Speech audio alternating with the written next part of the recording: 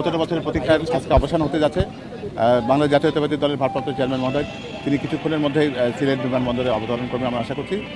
আপনারা এর মধ্যেই আমরা কিছু ফিড আপনাদের দিয়েছি।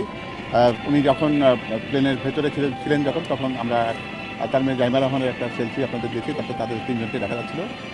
এরপর আমরা দেখিয়েছি যখন ফজরের নামাজের কাছাকাছি সময় তিনি ওই তখনও উনি পড়ছিলেন, উনি ডকুমেন্টগুলো দেখছিলেন যেটা উনি করে থাকেন।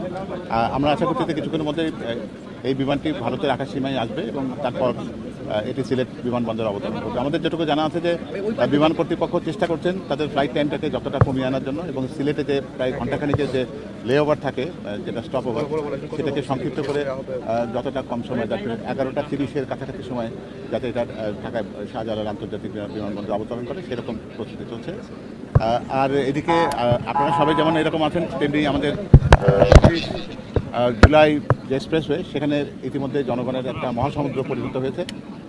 ক্রমাগতভাবে দেশের বিভিন্ন প্রান্ত থেকে যারা আসছেন তারা আশা করছি আমরা যে ওই এক্সপ্রেসওয়ের অধিকাংশ জায়গা পূর্ণ হয়ে যাবে এবং তারপর এখান থেকে এখানে যে আনুষ্ঠানিকতা সেটা খুবই সংক্ষিপ্ত। স্থায়ী কমিটির পক্ষ থেকে এবং অভ্যর্থনা কমিটির পক্ষ থেকে তাকে শুভেচ্ছা শুধু জানানো হবে এবং তারপর তার পরিবারের সদস্য যারা আছেন তারা অন্য রুটে তাদের বাড়ি ফিরে যাবেন এবং আমাদের ভারপ্রাপ্ত চেয়ারম্যান মহোদয় তার মোটরকে নিয়ে তিনি আমাদের এভারকেয়ার হসপিটাল যেটা তার মূল গন্তব্য সেখানে আমাদের দলের চেয়ারপারসন দেশনেত্রী বেগম খালেদা জিয়া দীর্ঘদিন ধরে চিকিৎসাধীন রয়েছেন। তিনি তার মার সোজা পাশে যেতে চান, সেটা তার অগ্রাধিকার। রাস্তার পাশে উনি সংক্ষিপ্তভাবে যে জনসমাবেশটি আছে সেখানে দেশের উদ্দেশ্যে জাতির উদ্দেশ্যে তিনি সংক্ষিপ্ত কথা বলবেন, যেখানে মূলত তার থাকবে কৃতজ্ঞতা প্রকাশ এবং জুলাই যোদ্ধা তাদের প্রতি তার শ্রদ্ধা জানানো এবং শহীদদের প্রতি তিনি তার শ্রদ্ধা জ্ঞাপন করবেন এবং দেশের মানুষকে ঐক্যবদ্ধ থাকার ঘোষণাটি উনি ওখান থেকে দেবেন আমরা আশা করছি।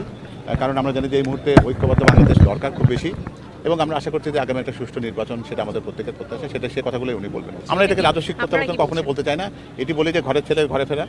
তিনি একসময় খুবই তাকে অসম্মানজনকভাবে দেশ ত্যাগ করতে বাধ্য করেছিল যারা বাংলাদেশকে রাজনীতিকরণের চেষ্টা করেছে। তিনি তার সমুচিত জবাব আজকে দিতে যাচ্ছেন। দেশের মানুষের ভালোবাসা শিখতে হয়ে তার এই প্রত্যাবর্তনটাকে আমরা অন্তত বলতে পারি যে আমাদের অন্তরের মানুষের, আমাদের মনের মানুষের, আমাদের আত্মার আত্মীয় দেশে ফেরা।